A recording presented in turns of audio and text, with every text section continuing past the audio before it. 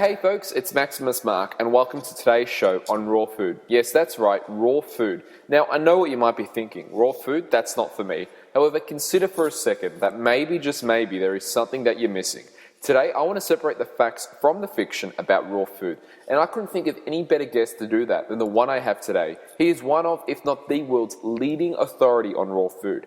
As you may know or not know, I personally eat a lot of my food raw, or at least next to raw. I mean, I eat raw eggs, cook my meat for about 3.2 seconds on each side. However, I still cook my chicken, turkey, and lightly steam my vegetables. However, today's guest, Aajonus Vonderplanitz, has not only treated and cured himself consuming raw foods, he has treated thousands of patients using these methods. By the way, some of these foods are not just raw, but they're rotten raw foods, which you can read about in his book, We Want to Live. Regardless of whether you agree or disagree with raw food, today you're going to be treated to an insight into raw food that is very rare from Aajonus, who has been doing this for 4 decades. Even if there's no way you're ever going to eat raw meat, you'll be definitely going to learn something today that you didn't already know. Aajonus' outlook on nutrition is completely different, and in that there is wisdom we can all learn from. So with that said, welcome to the show, Aajonus. Are you there? Well, thank you. You're most welcome. I'm here. Can you hear me? Yeah, I'll just put up the volume. Yeah, there you go. That's much better. Excellent. So, Terrific. would you be able to share with our listeners that your amazing story of how you became the raw food authority that you are today? Well, I started off being very sick. I was born very sickly, in a violent household, and I just progressively got worse and worse as I got older. And when I got to 12 years old, my third polio vaccine caused diabetes and angina. So I had about 300 heart attacks from the age of 15 and a half to 22. Also, at 18 months old, I received a tetanus shot, the third tetanus shot, that made me autistic. So I had learning disabilities all throughout childhood up to adulthood. And when I hit 19 years old, I developed an ulcer that turned tumorous from medical therapies. And then the medical therapy for that tumor was surgery.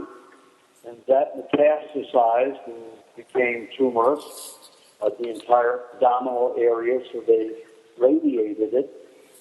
And that gave me blood and bone cancer. And then they gave me chemotherapy, even though I only had a 1% chance of living. It made me a complete invalid.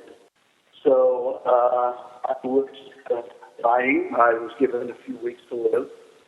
After I stopped the chemotherapy, and a volunteer from the hospice, who's a young 8-year-old African-American man, offered me carrot juice and raw milk. And if you've ever had chemotherapy or radiation poisoning and surgeries all back-to-back, everything you eat tastes like cardboard and or postage stamps. So it was fully grueling. Everything that I ate was just miserable. And, of course, my diet was the common, standard, sad American diet. I blended donuts because of the radiation therapy. It also deteriorated the bone around my teeth. So my teeth just got in my gums and dangled. And if I bit down on my own teeth, I bled profusely up to a half a cup at a time. And I was getting transfusions 1 to 2 a week because of that. So I had to drink everything with it. So I had my donuts and RC Cola or Sprite all blended together, and that was my diet. Wow. And then this young boy offered the raw milk and carrot juice to me, and they tasted wonderful. Did you say... all cooked processed food tasted horrible. Did you say that you had 300 heart attacks? 300 heart attacks, yes, between the age of 15 and a half and 22. How is that possible, 300? That's an awful lot of heart attacks. Well, because I was autistic, I was not inclined, I was not indoctrinated as most people were, so I was not told it was a bad thing. And also when they found me passed out, I only passed out about 50 times of that 300. And in the times that I passed out, around people, like at school. Of course, I was rushed to the hospital. They could find nothing wrong with the heart. In other words, they were just looking for congenital heart disease or mineralization or some kind of blockage, some kind of congestion in the heart. They couldn't find any. They weren't looking for the medical drugs from the mercury, the liquid mercury, the aluminum, the formaldehyde, the ether, the detergents, all of those compounds that are in vaccines, in that polio vaccine that started it. So they don't look for their cause because, of course, they will be blamed and they could get sued. So they don't look for those kinds of reasons for heart attacks. So they could never find anything wrong. Thank God, or else they would have treated me for it. All right. So in saying that the heart attacks were of a minor variety, they weren't full-blown heart attacks, is that the way they were? Full-blown heart attacks. Right. Yeah. Because I was autistic and not conditioned to be in fear, whenever I had pain, and I had pain all my life, if I lifted my arm for 2 minutes, I had pain, severe pain. So when I had the heart attacks, it was just a matter of relaxing into the pain. Most people fight it, and when you fight a Charlie horse, what happens? Well, you get more pain. Worse. Yeah. And that's what a heart attack is. A heart attack is a Charlie horse in your muscle, the heart muscle. Right. And that's what the heart is, 90% muscle. Okay. Oh, well, so I was able to pass through it without death, although it was excruciatingly painful every time. Right. Well, let's move on to why we booked the call today. This question is definitely for the listeners out there, but can you tell us, why do you eat your food raw? Well, it makes me feel better and it tastes great. Yes. Scientifically, when you cook foods, you not only destroy, cauterize, and transform all of your nutrients in the food, you create at least 32 known toxins, 3 of the major which are lipid peroxides, heterocyclic amines, and your lipid peroxides. Right. I was on a call a little while ago, and I actually had someone on. I'm not sure if you're familiar with him, but Randy Roach, and he told me a story about. Sorry, you're going to. I know Randy. Yeah, Randy. He said that one time when I think you went to the toilet, you thought that wasn't food, and you extracted it, and you found that it actually wasn't food. Your body was detoxing some of the chemotherapy that you had years before. Can you talk a little bit about that? Well,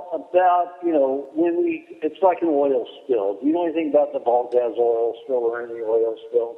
They'll clean up maybe 30% of it, and then 70%, the earth has to gradually neutralize those poisons. Well, the body does the same thing. It takes very long, according to Dr. Francis Pottinger and Dr. Howell's work separately on animals. We found that it took 5 generations, depending upon the animal. 5 generations to detoxify the animal. Just 1 second. I think you have another call. If we could just want to pause the call. No, there's a. I'm in the jungles of Thailand on the edges of the jungle, so it just may drop once in a while. Oh, okay, because there's this beeping noise. It's just gone. I don't know what it was, but yeah, there was definitely a beeping noise. Sorry, continue is what you were saying. The body needs to detoxify itself. Yeah, so the bodies take a long time to detoxify, and when they detoxify, 90% of the poisons are supposed to leave through the skin. However, we're so sick in our intestine and throughout the skin, jammed in the lymphatic system, that most people don't, so they will dump into the stomach and intestines a lot of poisons. Whenever you vomit or have diarrhea, that's the body dumping those poisons quickly. Yep. And I had a patient one time who had cancer, and most cancer patients who are near the end of reversing or at the point where they're completely reversing cancer have a terrible flu or a vomit and diarrhea spell.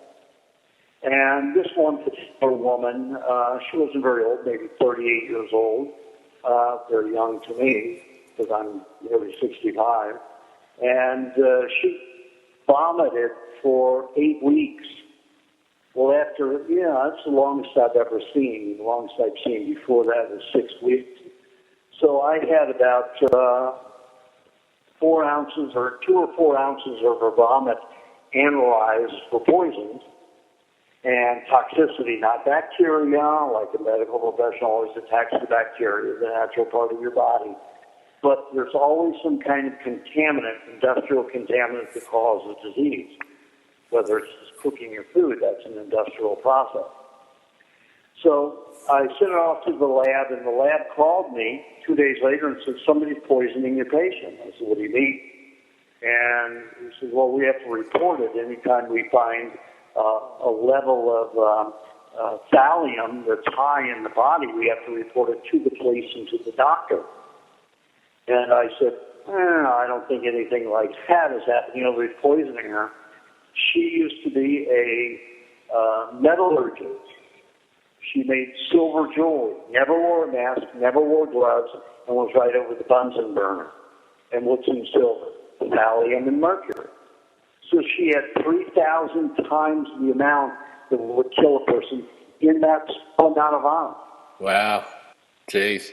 I had the same thing in many other analysis of my vomit and my feces, and the diarrhea, that is, when it occurred. Probably have done about over 100 tests on those various compounds. And the chemotherapy, I had the antifreeze. We used antifreeze for a while as a chemotherapy. Yep. In 1968, they outlawed it the next year because it was too dangerous and too deadly. And that's what they gave me. I vomited as much as 2 weeks ago. Right. It's been 42 years since I had it, the AZT. So you're saying you're still detoxifying these things in your system now? Yes. Well, when they gave me they irradiated me, they caused a huge ball of scar tissue, which was non-malignant. It's a tumor, and it's been resting just outside the stomach because they committed the surgery, and that's where the tumor developed all the way from the stomach lining out to my skin at my sternum. So each year it gradually goes down, and when it goes down a lot, I will usually be in excruciating back pain where the center of the radiation bolt was, and all along that large swelling in there, that benign tumor. Now it was about the size of my fist, down to about the size of 4 beans. Yep. And each year I have to go through it. So massive improvement. So obviously, when we talk about raw food, most people assume that we mean raw vegetables, but that's not what we mean. We mean raw meat. So can you talk a little bit about why raw meat? Well, the reason for raw meat is that you have to take a look at your animal structure, gastronomical physiology. A lot of vegetarians claim that we have teeth for chewing vegetation. It's just the opposite of what we have. We have 90% cutting teeth and only 10% grinding teeth.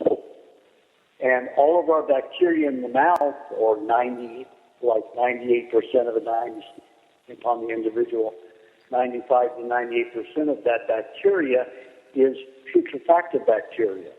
Putrefactive bacteria digest animal tissue, whether it's milk or meat or some other form of animal tissue.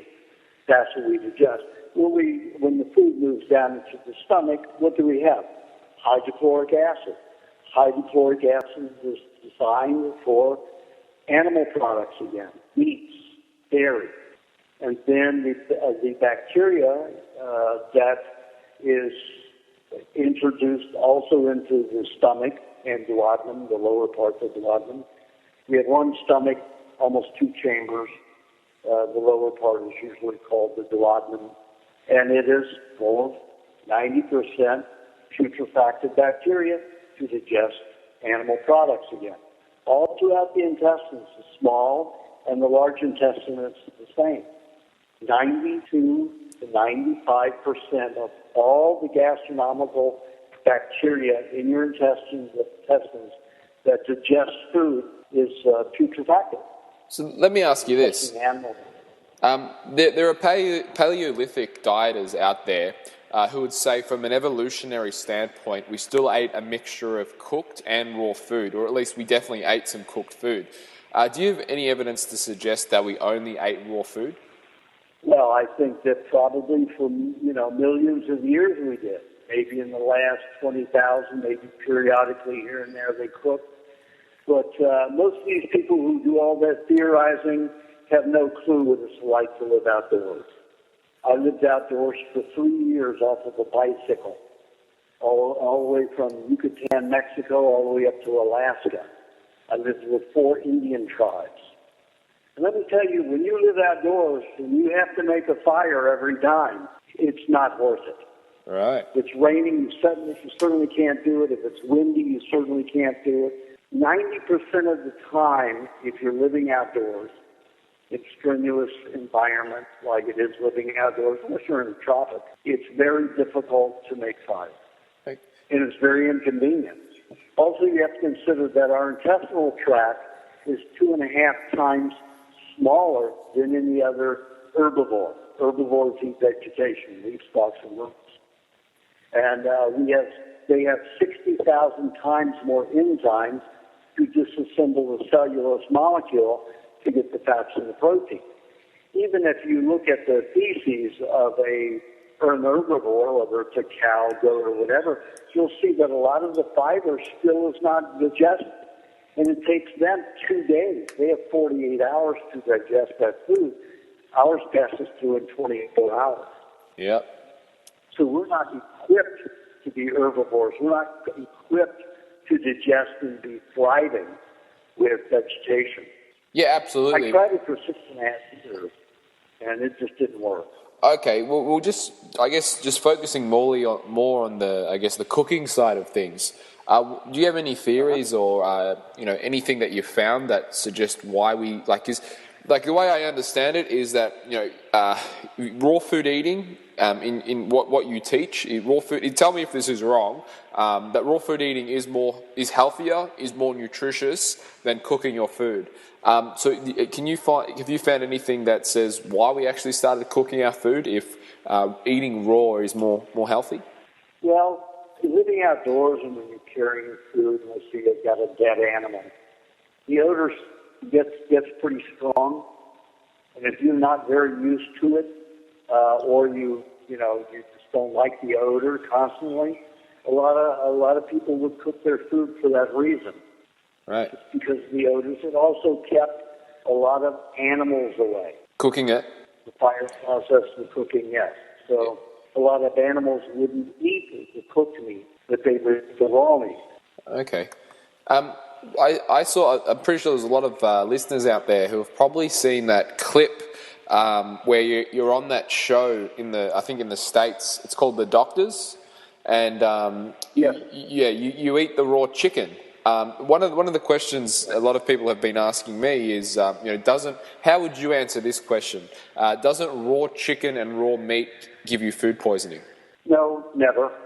The only thing that can give you food poison are chemicals, additives in food. Even if you have high meat, and I lived with several tribes that eat high meat, and high meat means that you let it decay, that you let it get very stinky, that you let the bacteria in the meat and in nature pre-digest it for you. The Turks will even take gangrene, and we're told gangrene's awful, and they'll coat a whole side or a whole beef with this gangrene, go back 3 or 4 days later, scrape off the outer inch, and then you've got gangrene bacteria throughout it, which softens the meat. It tenderizes it. Because in our intestines, 80 to 90% of digestion is bacterial. Only 10 to 20% is acidic enzyme activity, like digestive juices, like hydrochloric acid. The bacteria eats the food, its byproducts, its secretions, whether it's urine or feces of that bacteria, is our food. That's how we eat. And the medical profession and, of course, the food industry definitely don't want you to realize that or take that to mind, because then you'll no longer be afraid of bacteria. What you will be afraid of is the real things that cause disease, which is industrial pollution, additives to food. That's what causes poison. So you'll see a doctor that will analyze for a particular kind of bacteria if you have vomit and diarrhea. You're always going to have bacteria because you have one human gene to every 150 bacterial genes. You're always going to find bacteria everywhere. We're 150% bacteria and 1% human. Right. So let me get your take on obviously supermarket meats are completely different to obviously grown meats. Can you comment on supermarket meats and how I guess cows are fed grains when they're obviously meant to fed grass, and what they're doing to chickens and pigs and all these type of things? Would you ever eat supermarket meat raw? Only when I had to, when I had nothing else, and it's not frequently that I do that.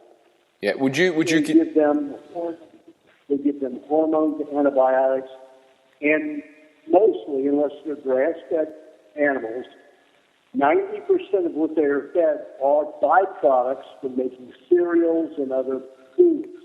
They feed them chemically processed, feed completely inundated with over 60,000 chemicals. That's what they feed 90% of the animals out there. So, good, healthy food. Now, all animals eat raw except for humans. Yeah. In that case, would you ever consider, because obviously the animals from the supermarket, would you ever advise someone to, cook supermarket products because of the fact that, they're not fit? If they're going to eat supermarket products, it would be advisable to cook supermarket products? Well, because I've never done it I've never experimented with eating cooked meat from the supermarket. I couldn't tell you firsthand knowledge. However, I've done chemical analysis on them, and the amount of poisons that are released from the cooking process is 5 times that of when we eat raw. So I guess in a nutshell what you're saying is that it's always better to eat raw. It's always better to eat raw, and also if you're going to eat cooked, you're still better to eat organic. Yeah, definitely. Obviously, yeah. Definitely get it from the local farmer and get all organic. Now, you eat your meats raw. Every time I talk about raw food to people, they assume I mean vegetables. Now, vegetables contain natural pesticides known as lectins. Are lectins, say, in broccoli an issue? And in fact, wouldn't it make, what's your take on, eating vegetables raw? And is the lectins a problem? Well, as I said, I don't eat vegetation. Oh, you don't eat any vegetation at all? No, I do not eat any vegetation at all. Okay. Well, once in a while I'll eat a little bit of raw sugar cane, maybe once in a while a tiny bit of carrot, but that's maybe once a year. And I'm talking about a tablespoon. But I juice my vegetables. You juice them? We don't digest them. We only digest 2% of vegetables. And that should be the juice. So that's what I do. I juice my vegetables. Right. How do you go about juicing when you're outdoors? Obviously it's going to be very hard to, how do you go about juicing when you're out? Because you said you spend a lot of time outdoors? Yes, well, I'll chew the vegetables and spit out the pulp, swallow the juice. Righty. So that's how you solve that one. Is there any, for the listeners out there, hard and fast rules about eating raw? As in, is there any certain preparations that you think they should do? I say go out, eat what your body digests best, gastronomically, and of course that's raw dairy, raw meats, raw vegetable juices, raw fruit if you're going to eat them, and eat very small amounts of those other things, and large amounts of meat and dairy, and eggs. Eggs are probably the easiest to eat. Rules are don't mix vegetable juice with any of the other foods. Maybe a little bit of raw cream or a little raw milk. The vegetable juice will alkalinize the stomach, digestive juices and intestinal juices, so that you won't digest any protein that accompanies them. Righty. So best to have vegetable juices and fruits alone, or fruits with milk or with cheese or with cream, butter, things like that. You brought up a very good topic there about alkalinity and acidic. Can you give us what you believe to be true with the whole alkaline being acidic? Because obviously you're talking about not eating any vegetables, and a lot of people will turn around and say, well, won't that make you very highly acidic because you're eating all this meat? Can you elaborate a little bit more on that for our listeners? Well, normally, the tribes that I lived with who were raw meat eaters, there are three in Africa, the Samburu, the Fulani, and the Maasai. They each eat a little differently. The Fulani mainly 90% dairy. The Samburu and Maasai are very close to about 60% meat. Anywhere from 35 to 60% meat, 35. The rest is dairy. And they're all the strongest, healthiest tribes in the world. The Eskimo eats only meats, doesn't eat any dairy, and it's mostly raw. The Inuit, the ones that still live in the Tundra, they still eat mainly meat, no dairy, no vegetables. They chew on some berries in the summertime, like blueberries, wild blueberries, and grizzly berries. And there's no real rule involved in all of that, and the acidity in all of those tribes are acid. They have a 5-5 blood, they have a 5-5 urine, and they have an average of 5-5 feces and saliva. So it's all supposed to be acidic. These are the healthiest tribes that have absolutely no disease, not even on dental care. Now, can you imagine going through life to over 140 years old and having no tooth decay? I think that's pretty amazing. Right. So the acidity thing, because I was raised in an industrial society with lots of processed foods and additives, my body is over-acidic. So I do have vegetable juices and a little fruit to add a little alkalinity to that. All of the people about your body has to be alkaline, and the blood has to be alkaline, and the digestive tract has to be alkaline, are not even observing the gastronomical history and makeup of the human. They're just theorizing, oh, it should be. It has nothing to do with reality. Right. Most of the people that I see on high alkaline diets with disease get worse, not better.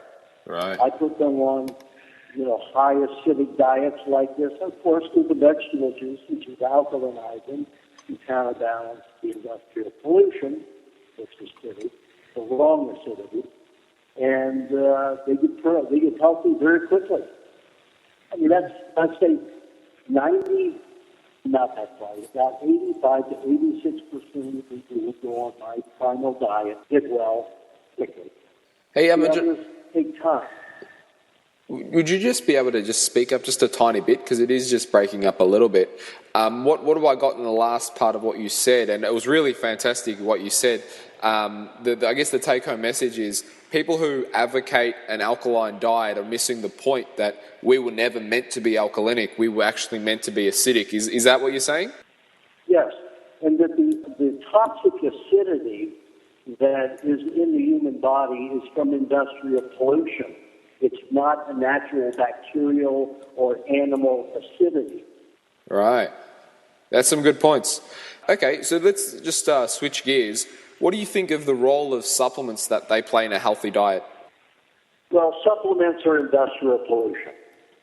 Whether you're taking it from a natural substance or whether you're mining it from the earth or you're making it in a chemistry lab, you have to use heat or solvents to separate things.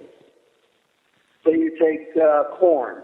and you want the vitamin E from it, and you want the, let's say, vitamin A from it. And a lot of that goes on. What does a laboratory do? Somebody goes to a laboratory first and says, I want to make a natural vitamin. I want to make vitamin A and vitamin E. How can you make it for me? The laboratory wants the business. And they say, absolutely, we can make you a natural vitamin A and vitamin E. So they have to grow the corn to do it. And if they go through that process, a bottle of, let's say, 1,000 units of vitamin E, or one, let's say, about 5 drops, will cost you $1,000 to make. So what the laboratory does, it goes to General Foods, buys their corn mesh, all the byproduct of making, their cereals, which have been processed with chemicals and heat and all kinds of things. That laboratory boxing does not use any more chemicals except for a natural one, and that is kerosene. Kerosene is natural, but would you drink it? No. No. It's a poison, even though it's natural. Arsenic is a poison. It is natural, but it's a poison. You don't eat those things in concentrations because they're poisonous in concentrations. So we use this kerosene derivative to extract the nutrients. What do you have? Would you take a peach or an almond, any food, soak it in kerosene for 20 to 30 minutes, rinse it off and eat it, and think that you're not going to have kerosene that's eating its way into the tissue. Right. So you're saying that the biggest problem with all supplements are made chemically. And once they're isolated, they're no longer the same vitamin anymore. They have no relationship. Right. And about dehydrated things like, say, for example, green powder, which has been dehydrated and then mixed. Do you still see a problem with those things like that? It's you can't digest it. Give it to a cow or a horse or a pig, or a goat. They could digest something dried like that. We eat dried grass all the time. Okay. Well, let me ask you this question. Now, I'm a guy, as a lot of the listeners out there, they want to achieve optimal body composition in obviously as shortest time as possible. Okay, so training for the sake of training. Many of the listeners will be on the call who fit into that category. We want to look strong, we want to be strong, and we want to be lean. What raw foods and what things could they do that could benefit them today? Well, you can go to Scott Wheeler's website right here in Australia. He's in Sydney. What was his name? He's on the Primal Diet. Scott Wheeler. Scott Wheeler. Wheeler. Wheeler. Scott Wheeler. And he's been on the diet for about 3 years, and you should see how ripped and strong and big his muscles are. They're huge. I've had people go, I remember a 61-year-old man who came to me, and he'd been skinny all of his life. And every time he tried to work out, he'd get sick. So he went on the diet. He was on the diet for about a year. And he said, can I bodybuild on this diet? And I said, yeah, just eat lots of butter with your meat. He was about 6'1". So he was eating 2 pounds of meat a day with what I call the lubrication moisturizing formula in my book, which is a combination of raw butter, a little bit of raw honey, a little bit of raw lemon juice, and just blend that all together. So it's butter, lemon juice, and honey, basically, is all it is. And you blend that together, and an egg, 1 or 2 eggs in it, raw eggs. So you blend that all together. It tastes like a lemon meringue drink, and you have that with your meat, like, say, a cup of it, or a half a cup with, depending on your size, a half pound to a whole pound of meat twice daily. So how many... Put on 4 inches on his arms and about 6 inches on his waist. On his chest. Right. So how much butter would someone use in that? That would be about probably 8 to 16 tablespoons daily. 8 to 16 tablespoons? Correct. Correct. And how much honey?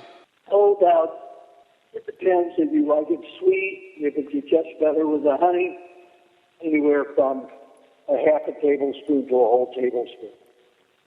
Okay, alrighty. And the lemon about anywhere from, a half a tablespoon to a whole tablespoon of lemon juice, and 1 to 3 eggs. All right. And how many times a day would you have that drink? Twice daily. If you want to build quickly, muscle quickly, you 2 meats daily. Two daily. Alrighty. And another question. One of those meats, yeah. Did you want to finish what you were saying? Well, what I was going to say was you have some of that lubrication formula with each meal. That way you don't burn up your meat in fuel. The fat will be there to burn. Right. A lot of people have trouble building muscles because they stay on a fat-free diet, and the body keeps turning the protein into pyruvate or an acetate to burn as fuel. Yeah. On this diet, people build quickly and fully. So I have a question from a Facebook question actually. Are there any things that you should not eat raw and why? Apart from the vegetables, well, I guess. Poison mushrooms, I'm going to suggest that nobody eats poison mushrooms. Of course. I did that once, and it took me about 11 years to recover. Jeez. Even on a full diet. But by doing that, because I did that, at that time, I was eating raw meat 3 meals a week, 3 raw meat meals a week. Still a lot of raw dairy. But after the poison mushroom, a very slow progression getting well at the age of about 34, it happened. In a year and a half, it was very slow progress of recovering from it. I began eating raw meat twice daily. Then I quickly started moving quickly through my symptoms of poisoning, which was almost total destruction of my red blood cells and liver. So it was a rough road coming back. But with all the raw meat, I was able to do it. Now, a lot of people will say, what about brain flukes? That's what everybody says. Anytime they hear, the raw meat business, they say, what about parasites? What about brain flukes? What are brain flukes? I say brain parasite. Okay. Fluke. Yep. So there's anywhere in literature, anywhere in science, actual experiments that showed studying anybody who ate raw meat. So this whole fiction from the medical profession is myth. It's not truth. Consider my body. I had a vagotomy when I had the stomach cancer. They severed all the vagus nerves to my stomach so I would never again secrete hydrochloric acid to digest protein properly.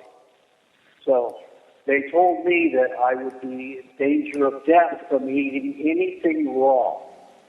Anything raw. But that's all I've eaten for 42 years. Yeah. And I've never been sick from it. I've been sick only from the industrial chemicals that are invaded in my body that take, according to Howell and Cottager, 40 years to remove. Jeez. So I've still got about 10 years to go. Okay. Let me ask you about this question. Now, I think we can all agree that iodized salt has obviously very, very limited value in everyone's diet. However, there's a bit of controversy around coloured salt or Celtic sea salt. Now, I heard you say on another podcast that sodium acts like an explosive in the cell, and all salt, not just the iodized salt, should be avoided. Can you elaborate on this? Well, you just spelled it out very well. When you isolate sodium, it is an explosive. It's more explosive than nitroglycerin. The only reason they haven't made it into a weapon is because it's more volatile than nitroglycerin. 1.5 degree temperature change can set off sodium, isolated sodium. Is that any form A block of sodium crystal as big as a football is more powerful than an atomic bomb. In what way? Could you just explain that a little bit more? Because I guess there'll be a few listeners listening to this saying a block of, they probably won't get it in terms of you saying a block of salt the size of a football? Because a lot of people would probably be looking at their salt shaker right now and saying, this is more powerful than an atomic bomb. Could you elaborate on that? Well, you've got iodine with it, or potassium. You've got some other element with it that neutralizes its volatility. But when it goes into the body, because it's in rock form, the body separates the iodine from the sodium and the potassium from the sodium, whatever they've used to bind with the sodium. So it happens within the body. Right. If you go online and you put YouTube frog legs salt, you'll come up with a video and they have one with pepper also. And this was because of what I said about salt. So these guys are going to show me and show the story differently. So they took frog legs that were, still a day old, and dead a day. They sprinkled salt on them. Within a minute or like 50 seconds or 8 seconds, these legs start jumping, and I'm jumping, spasming because of the salt. They did the same thing with pepper, and one spasm, and that was it. Now, you taste pepper. It's very hot and spicy. It can burn your mouth. Yet, when they put it on raw tissue, it did not cause but one spasm. When they put the salt on, let me tell you, they put very little salt compared to the pepper. And the time span of pulsations or spasms in these frog legs, they show for about 1 minute. Wow. The actual time that it spasmed was 9 minutes. So you're saying they cut off the legs, and they were a day old, the legs, and then they did it? Yes. Wow, okay. So the animal's dead. The animal's dead for a whole day. Jeez. And still, the salt did that. No, That's how potent salt is. I was having this conversation about salt with a friend, and one of the things I guess they highlighted was that animals do go out of their way in nature to find salts. How would you respond to that? I would say that is a myth. I've lived in nature, for many, many years, completely in nature for 3 years. I've lived with every animal you can imagine, including alligators, and none of them go for salt. None of them go for salt. Only domesticated animals in domesticated environments, like dairy farms, go for salt because they're fed so many processed foods. They start losing sodium and other minerals. And if it were a mineral block that they were licking, if it were dolomite, they'd be going for dolomite. But farmers who are making dairy and, fatty cows, they want them to hydrate and build with a lot of water. So, of course, we're going to give them a salt block. Right. Salt makes you retain more water. There's going to be more milk. There's going to be more water in the muscles, and then you can sell it for a higher price. Right. In nature, you do not find it. No, you don't. Well, yeah. There was one animal that wasn't going for the salt, but there were monkeys that were washing the potatoes that they were eating in salt.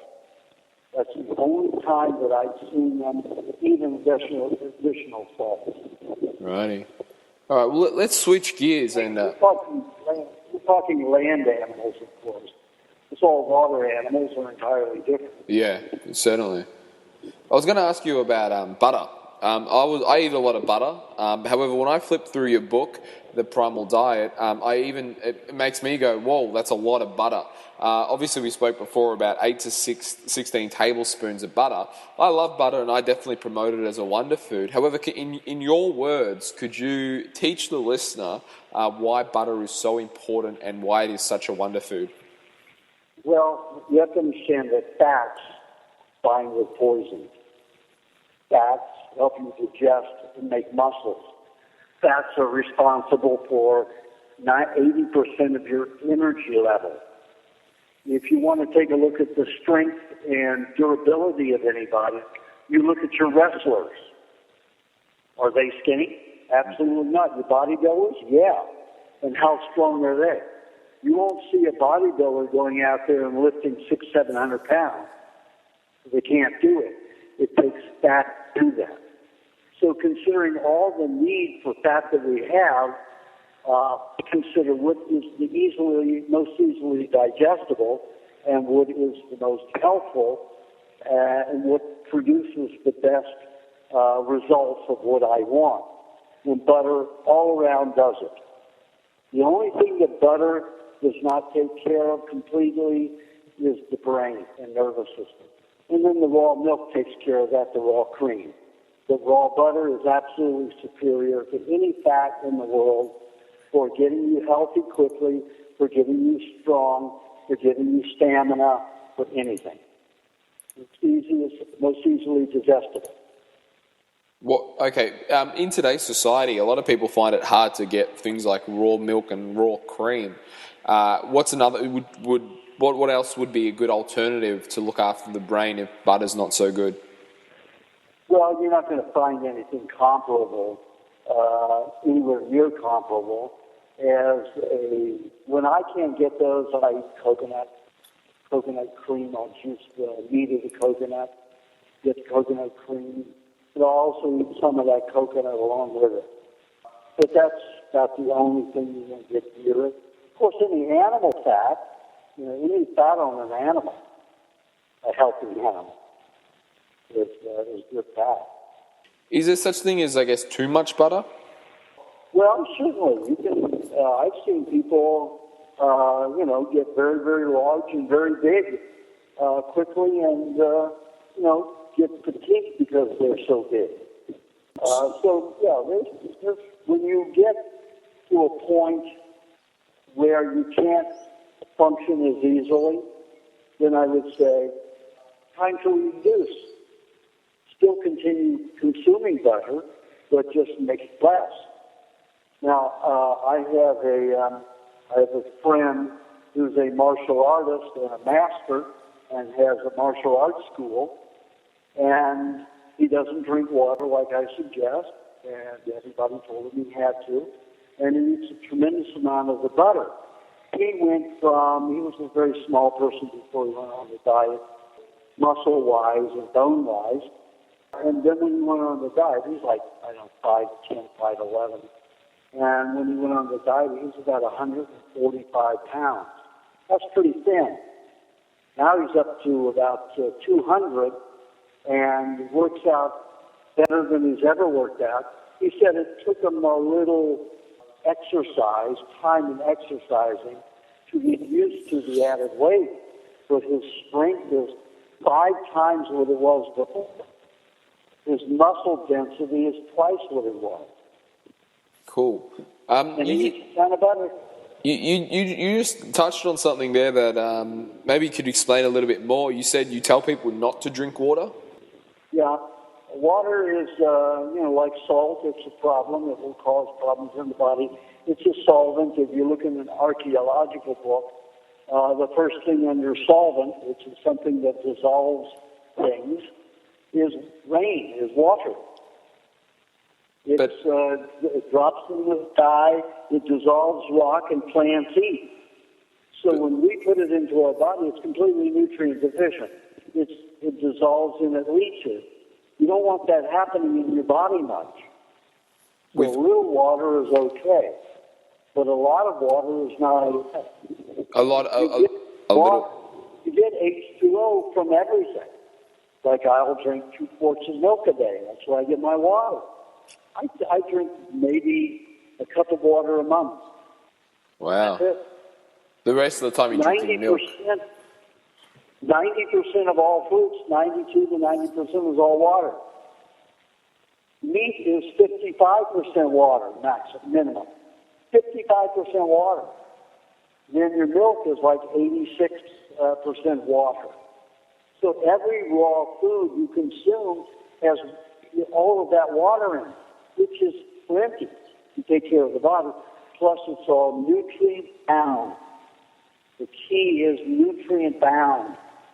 Plain water out there is not nutrient bound. Right. What it does is dissolve and leach in your body.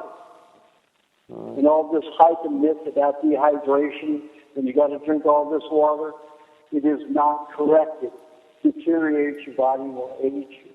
But with that said, you did touch on before that there's a lot of toxins out there and water can be used as a solvent.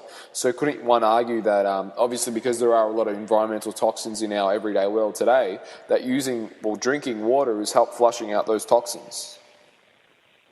Yes, it will, but like I say, most of your foods are already water.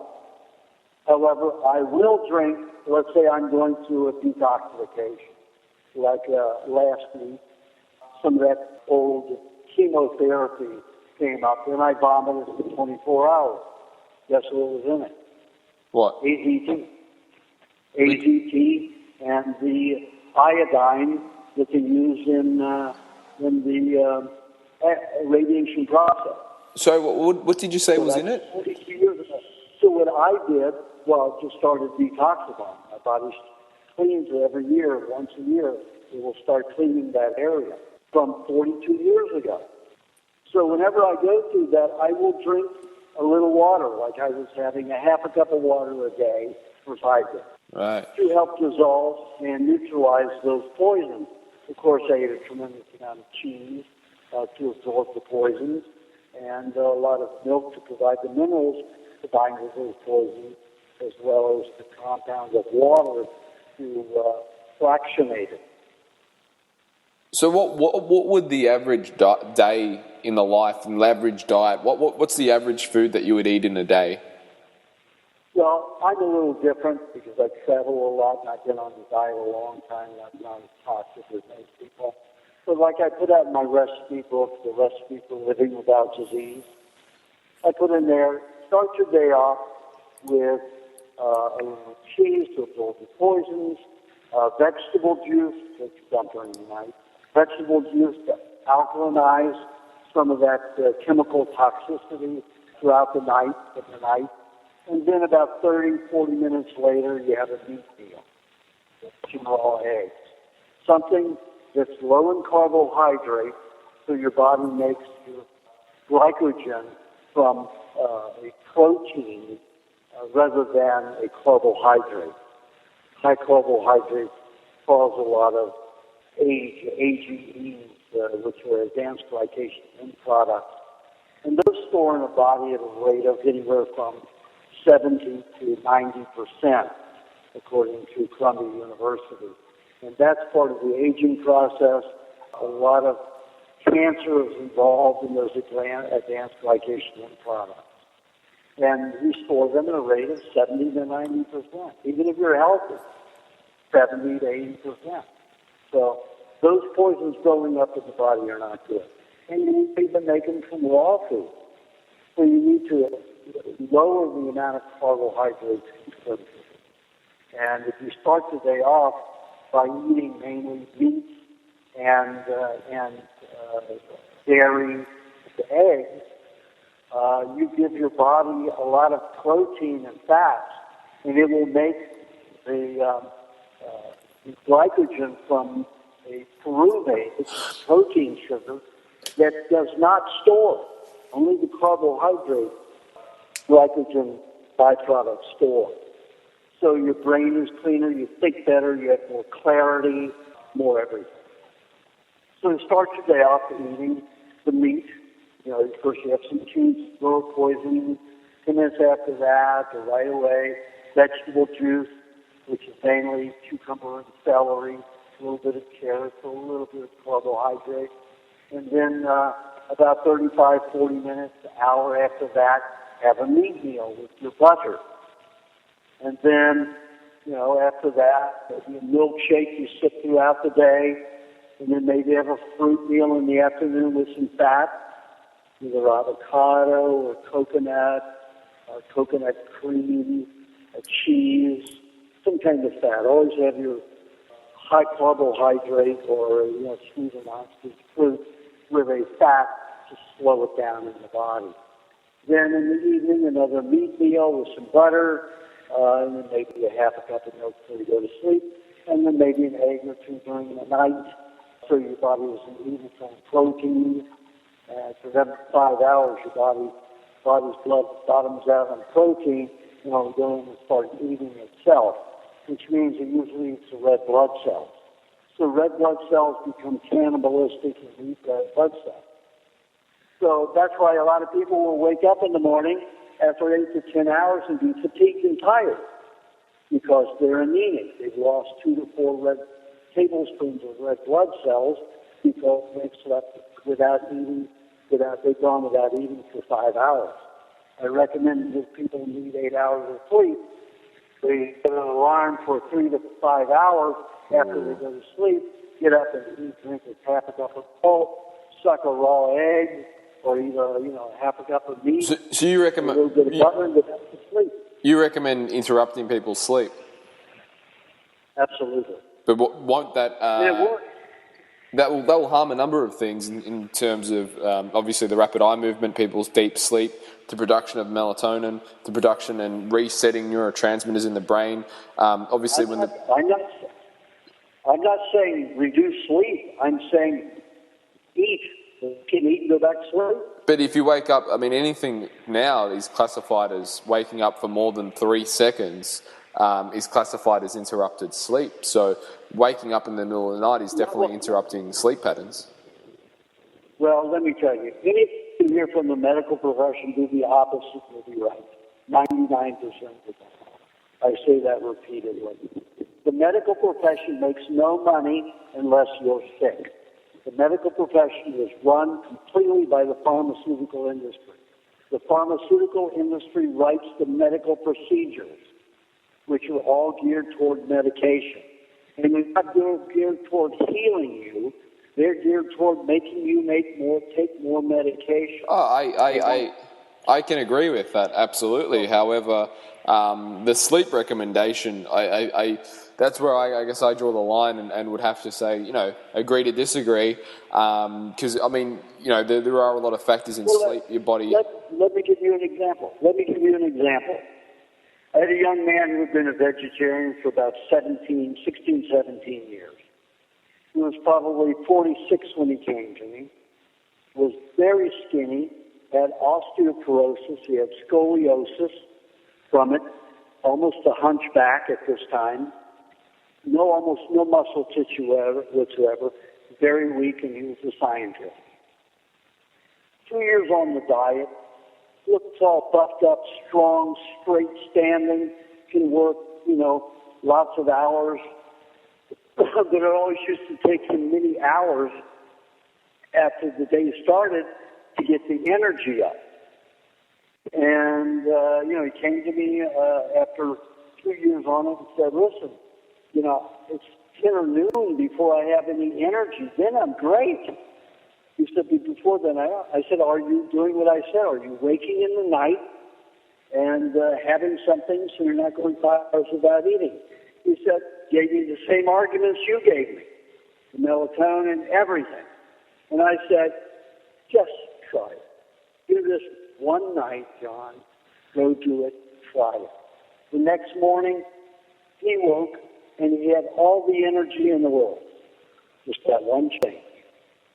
Okay, well, yeah, that's good, but I guess the thing that I would, still not sold on, the fact that he was a vegetarian, so obviously his red blood cell count, as you said, would be lower than someone who had been eating meat their whole life. So, there's definitely tools for the tool belt, but, I guess I'm not as absolute as that. But anyway, it doesn't matter. We can digress and, on that issue. But one thing that I know you are an expert on is honey. Can you talk a little bit about honey? I remember reading in your book you spoke about honey not heating over 160 degrees Celsius because it destroys the honey. 93 degrees for honey. Yeah, 93 degrees for honey. Now, is Maluka honey the same thing, or is that unheated? Is Maluka honey better? Is it worse, or should people just be opting for the raw honey? It depends upon the beekeeper. Most beekeepers heat their honey to make it pour fast so they can bottle more quicker and sell it. They don't have to put as much time in.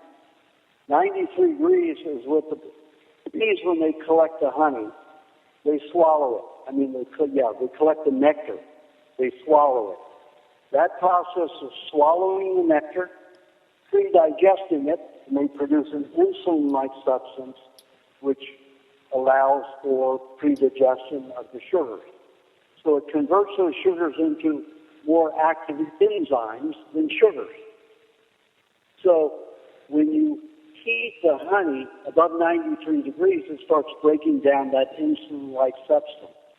And then it's all sugar again. Right. And that's the same truth for Manuka honey? Manuka honey still can be heated? Absolutely.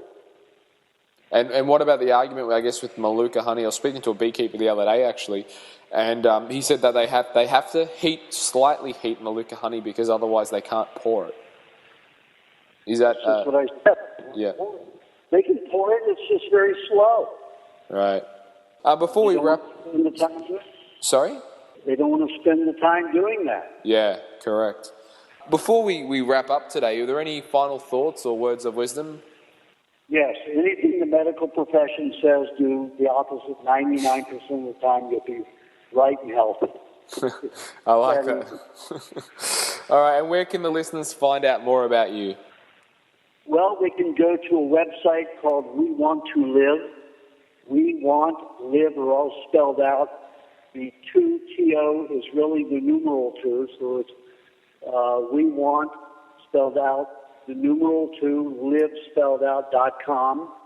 And I have 2 books there that can be purchased. I also have a DVD lecture set, which are some all of what you heard today, plus 4 hours more material, and how to do the diet, basically, and how to make it work. And then I have a newsletter that they can subscribe to, everyone can subscribe to, and get more information. And also there's a CD of recipes, making raw food, primal diet recipes, that will be out in about a month. Awesome stuff.